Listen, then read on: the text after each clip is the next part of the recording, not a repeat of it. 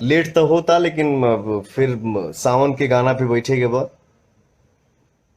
और भी एक गाना हमार हफ्ता भर के अंदर एक ठो रिलीज हुई, एक ठो सोच बा, वो रिलीज होगा तो आप लोग सुनिएगा और अपना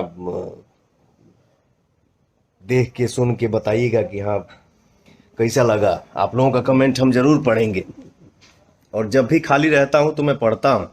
मेरे भाई इतना अच्छा अच्छा लिखते हैं आप लोग मेरे लिए।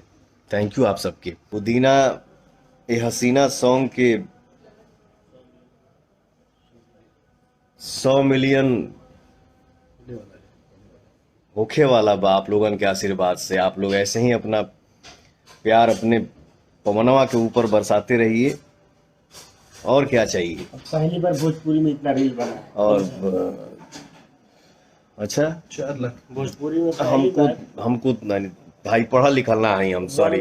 इतने कम हमके ना समय बुझाला ये सब, हमको सब मेरा छोटा भाई अमित बताते रहता है। इतना कम समय में इतना कम समय में भोजपुरी गाना 4 लाख पर पहली बार इतना शायद रील बनल बा, 4 लाख के करीब में रील बन गई। और 1.25 लाख के करीब कमेंट बा गाना पर, 1 मिलियन प्लस लाइक है ना। बहुत प्यार दिए, बहुत। तो आप लोग अपन समय निकाल के भाई के लिए आप लोग कमेंट लिखते हैं, पढ़ के एकदम जिया जुड़ा जाला।